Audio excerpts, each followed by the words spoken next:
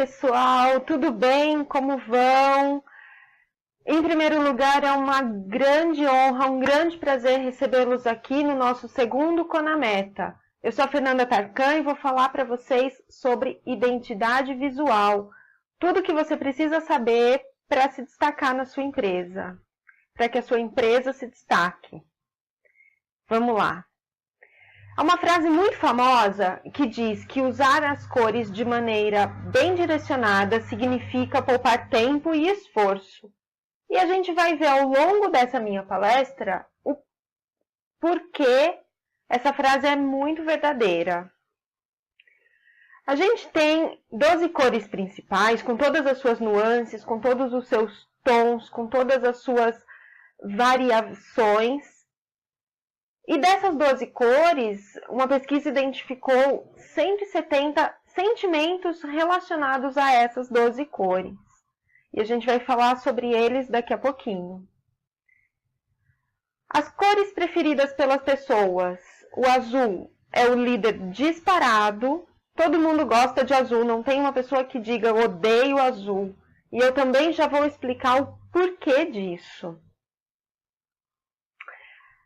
A preferência por uma cor, o gosto por uma cor ou o não gostar de determinada cor, vem das experiências que a gente teve na nossa infância, de tudo que a gente viveu, de tudo que a gente ouviu, de tudo que a gente experimentou e que ficou gravado no nosso inconsciente. Isso se transforma ao longo da nossa vida em hábitos e preferências. E por isso a gente tem algumas cores associadas a coisas mais agradáveis e outras cores que cada um particularmente associa a fatos desagradáveis. Por isso, gostamos ou não de uma cor ou outra. Outra particularidade muito interessante e que todos os empreendedores que estão atrás de uma boa identidade visual para suas empresas têm que levar em conta é que as cores produzem efeitos contrários dependendo do contexto em que elas estão inseridas. O vermelho, por exemplo, num contexto de realeza, num contexto mais sacro, ela pode representar nobreza, pode representar um refinamento ou uma vulgaridade, um fato comum, um elemento vulgar mesmo, dependendo do contexto em que ela está inserida, em que a cor está inserida. O mesmo acontece com o amarelo, que pode tanto ter um caráter caloroso, de estimular as pessoas a agirem, quanto ele pode ser irritante se ele estiver num tom mais acima ou mais abaixo. Então, só para relembrar, as cores estão sempre num contexto amplo e elas nunca acontecem sozinhas. E isso é um elemento que deve ser muito considerado. As cores nunca estão sozinhas. Elas sempre estão misturadas. A gente nunca tem uma coisa que é uma cor só e ela está isolada num fundo inexistente. Sempre está num contexto. O azul, vamos falar do azul. Por que que o azul é a cor mais aceita, mais preferida, é a cor mais querida das pessoas? Porque o céu é azul, o mar é azul, a água a gente enxerga ela, apesar dela ser transparente, numa representação gráfica, num desenho, num quadro, a gente enxerga a água azul, desenha a água azul. E isso faz com que o nosso inconsciente reconheça que o ser divino é azul, que o eterno é azul, que o azul é grande, que o azul é ilimitado, que ele não tem barreiras. A Terra vista do espaço, ela é vista uma bola azul. No inconsciente coletivo das pessoas, o azul tem essa representação de ilimitado, de grandiosidade. E também pelo fato das pessoas relacionarem o azul a Deus, Deus é o ser mais confiável que o inconsciente coletivo conhece. Por isso, essa cor também tem essa característica de representar projetos, pessoas, situações, coisas confiáveis. E isso está representado nos logos, que são azuis. Vocês podem ver, tem uma série de logotipos azuis e eles transmitem exatamente essas características que estão listadas aqui. Confiança, segurança, determinação, fidelidade, estabilidade, grandiosidade e por aí vai. E é interessante que quando a gente faz essa relação com esses logotipos e com a cor azul, exatamente é essa sensação que nós temos, de que nessas marcas eu posso confiar. Eu sei que essas marcas são sólidas, são fortes e os produtos que elas me oferecem também têm essas características. Vamos falar um pouquinho do vermelho. O vermelho é a cor mais intensa que a gente tem. Ela estimula o apetite, aumenta a pressão arterial, faz com que a gente sinta amor, ódio, impulso, estimula todos os nossos instintos, é a cor da riqueza, do sangue e de tudo que é muito vibrante, de todas as paixões. E isso está representado nos logos que são vermelhos. Velocidade, autoconfiança e até rebeldia, a questão dos instintos, do apetite, da diversão. Tudo isso é transmitido para o consumidor nesses logotipos vermelhos. Falando de amarelo, o amarelo é o sol, o astro-rei, é a cor do ouro, da energia, da inteligência, da luminosidade, dessa vontade de estar, essa vontade calorosa de pertencer ao mundo. E tudo isso também está representado nos logos que tem como cor principal o amarelo. É uma cor muito jovem, muito otimista, que estimula muito as pessoas a agir.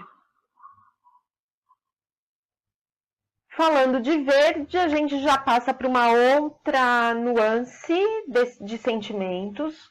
A gente vai para o oposto do amarelo, a gente chega no relax, na calma, na sensação de frescor, de esperança, de vida nova brotando, de coisas naturais, sustentáveis e que transmitem para a gente essa sensação de que estamos em equilíbrio. Também é a cor da prosperidade. Na Irlanda, o verde é muito cultuado como a cor da prosperidade. E aqui a gente tem vários logotipos que transmitem isso. Tanto a questão do equilíbrio e do relax, quanto a questão da sustentabilidade e do meio ambiente. O preto é a cor do poder, da elegância, da autoridade, do que é fixo. Há uma grande discussão se o preto é uma cor ou não, os físicos têm esse debate, enquanto o branco é a reunião de todas as cores, o preto é a ausência de todas as cores. Essa dualidade é uma grande discussão da física, mas aqui, para a gente, do ponto de vista de estética e do ponto de vista de marketing, a gente vai considerar que o preto existe, que ele é uma cor. E essa cor tem todas essas características de muita seriedade. Isso a gente pode ver nos logotipos que tem o preto como cor predominante. Poder, sofisticação, até uma imposição de mostrar o que eu sei, o que eu falo é o correto. Tanto que a gente tem Unicamp, Financial Times, instituições que são muito assertivas no que fazem. O branco é a reunião de todas as cores, representa o bem, a pureza, a perfeição, a inocência, todo esse lado mais sutil e mais puro, se é que a gente pode chamar assim. O laranja. O laranja é uma das cores mais vibrantes que existem. É a cor que move as pessoas para a ação. É uma cor exótica, é uma cor que tem a ver com sabor, com um certo frescor, com um certo respiro. E é uma cor muito social, que faz as pessoas tomarem uma ação. Tanto que nos e-commerces os botões de comprar, o laranja é a cor mais assertiva para esses botões comprar nos e-commerces. Lembre-se disso. Aqui a gente tem alguns logotipos que tem o laranja como cor predominante. Ela também estimula a ação, ela é muito espontânea, tem a ver com aventura, tem a ver com comunicação. Todas essas características estão agregadas ao laranja. O violeta. O violeta é o sagrado, é o poder, é a realeza, é tudo que é mais elevado, o que as pessoas consideram que não pertence a esse nosso mundo, tudo que é meio que misterioso, mágico, sobrenatural. E também o violeta, o roxo, os tons de lilazes, eles têm um quê de adolescente, é a cor que as adolescentes mais gostam. Por isso que tanto as marcas de produtos mais misteriosos, que têm a ver com o sobrenatural, quanto as marcas focadas num público mais adolescente, têm o violeta, o lilás ou o roxo no seu logotipo. Isso é muito, muito, muito importante. Fiquem de olho nesta questão. Da mesma forma que o cor-de-rosa é para a infância, especialmente para meninas. É uma cor doce, é uma cor de candies, né? De docinhos mesmo. E é uma cor da infância. As meninas gostam muito, tá muito em moda hoje a questão das princesas e todo mundo é rosa. Esse universo é um universo à parte, um mundo cor-de-rosa mesmo. Então a gente tem Barbie, Victoria's Secret, Hello Kitty, Marisa, marcas que são muito femininas, muito focadas a esse público feminino e especialmente ao público feminino e de pouca idade. Outra característica é que produtos baratos também são muito marcados pelo rosa. Então, se você comercializa produtos que são para grande público e que são mais baratos, o cor-de-rosa é uma cor muito, muito boa para você usar na sua comunicação, no seu site, no seu logotipo, enfim.